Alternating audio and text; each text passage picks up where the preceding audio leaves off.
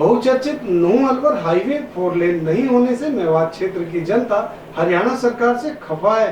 इसीलिए क्षेत्रवासियों ने 30 मार्च को मेवात की राजधानी नगीना बड़कली चौक से मिनी सचिवालय 27 किलोमीटर की पद यात्रा करने का फैसला लिया है।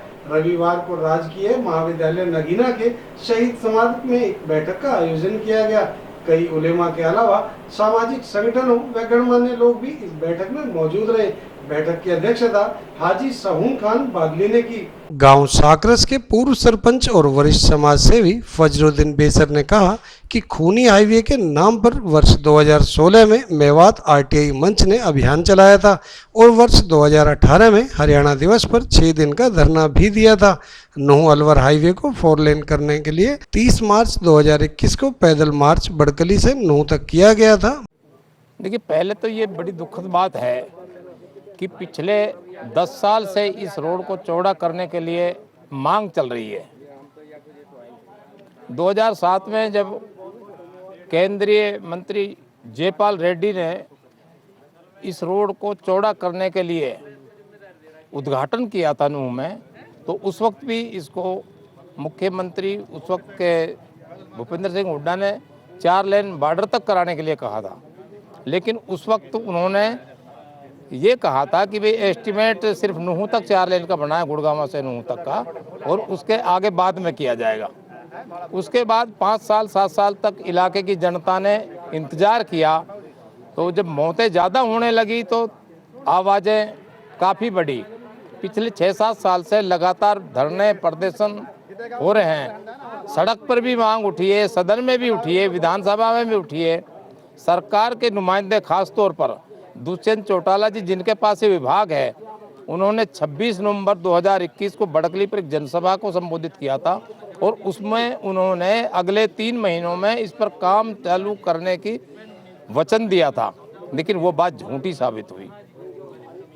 आकर इलाके में कई बार ये कहा है कि इसको हम शीघ्र ही जल्दी ही चौड़ा कर रहे हैं, 4 लेन कर रहे हैं, लेकिन वो भी नहीं हुआ। सदन में ये भी घोषणा की गई कि 297 करोड़ रुपए इसको 4 लेन करने के लिए मंजूर किया गया है, लेकिन वो भी सिर्फ कागजों में होगा या झूठी बयानबाजी साबित हो। पिछले साल 30 मार्च को बड़कली से लेकर और नूह सेक्रेटरीट तक सैकड़ों आदमियों ने पैदल मार्च किया था। ये हरियाणा के इतिहास में किसी सड़क के लिए चौड़ा करने के लिए होने वाला पहला मार्च था। सरकार फिर भी अंधी रही, बहरी रही, अनसुनी करते हुए, उदासीन रहते हुए फिर लोगों ने मांग की, यहाँ के नुमाइंदों ने भी मांग की। बीच बीच में बार बार इसके लिए मांग उठ रही है। अब 30 मार्च के लिए, जो पिछली साल मार्च हुआ था उसी दिन, अब अगले 30 मार्च को गांधी पार्क में एक विशाल धरने का आयोजन किया जाएगा और उसके बाद ज्ञापन दिया जाएगा कि सरकार हमारी सुने, हमारी जायज़ बात को माने और यहाँ के लोगों को असामयिक जो हमेशा दुर्घटनाओं में मौत हो रही है उनको रोके। मुफ्ती सलीम अहमद कासमी राजुद्दीन जंग ने कहा कि सिंगल हाईवे पर 8 वर्षों से 1500 से अधिक लोगों ने जान गंवाई है। समाज सेवी रजिया बानो ने कहा कि पहली साल हरियाणा सरकार ने 292 करोड़ का बजट मंजूर किया और केंद्र सरकार ने भी 186 करोड़ मंजूर किए, लेकिन काम शुरू नहीं हुआ। मेवात की भोली भाली जनता को भाजपा सरकार ने ठगा है। इस मौके पर समाज सेवी राजुद्दीन ने कहा कि मेवात की राजधानी बड़कली चौक पर सबसे पहले वर्ष 2017 में मेवात आरटीआई मंच ने नूह अलवर हाईवे व ट्रॉमा सेंटर निर्माण के लिए 2 दिन का धरना दिया था। समाज सेवी मुबारिक अटेरना ने कहा कि पिछले वर्ष भी यह आवाज़ उठाई गई और अब इस आवाज़ को सड़क से लेकर संसद तक उठाएंगे और रोड को चौड़ा करवाएंगे। सरकार की वायदा खिलाफी से क्षेत्रवासी नाराज हैं। जो पहला आज मसौदा जो पास हुआ है, 30 मार्च को यहाँ से पैदल पदयात्रा होगी मेवात की राजधानी बड़कली चौक से मिनी सेक्रेटरीट नूह मुख्यालय तक, और उसके बाद में सांकेतिक धरने होंगे। पिछले 5 सालों के दौरान करीब 1200 मौतें इस खूनी हाईवे पर हुई है, नूह से और मुंडा का अलवर बॉर्डर तक। और इसमें जो सबसे बड़ा जो धरना हुआ था, 1 नवंबर हरियाणा दिवस 2018 में हुआ, 6 दिन चला और फिर सरकार ने अल्टीमेटम दिया। उसके बाद में आप देख रहे हो 292 करोड़ का बजट हरियाणा सरकार ने दिया और वर्तमान में 186 करोड़ का जो बजट है वो सरकार ने NHAI ने दे दिया है और चंडीगढ़ RO से ये रोड भी पास हो गया है। अगले 2 से 3 महीनों में इसके काम शुरू होने की उम्मीद है।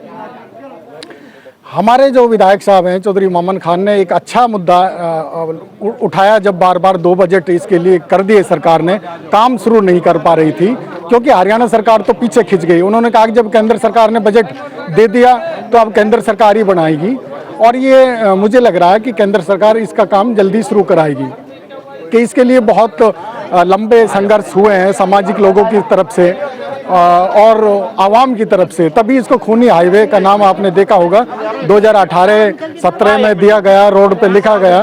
तो एक बड़ा आंदोलन था, पैदल यात्रा भी हुई, बहुत सारे धरने प्रदर्शन हुए, आज भी मीटिंग हुई है और ये रोड उम्मीद है कि जल्दी सरकार हमारी सुनेगी और काम शुरू कराएगी। रजिया बानो, देखिए सबसे पहले तो मैं यही कहना चाहूँगी कि आज हमारी खूनी रोड के लिए मीटिंग थी जो कि नगीना कॉलेज में बड़कली रोड पर हुई है और हमारे बीच में बहुत मौजूदा लोग भी हैं, सर भी हैं, बेसर सर भी हैं और बहुत युवा साथी भी हमारे साथ आए हुए हैं। मैं यही कहना चाहूँगी कि पिछले 1 साल से सरकार ने हमें उलझनों में डाला हुआ है कि इसको बनाया ही ना जाए।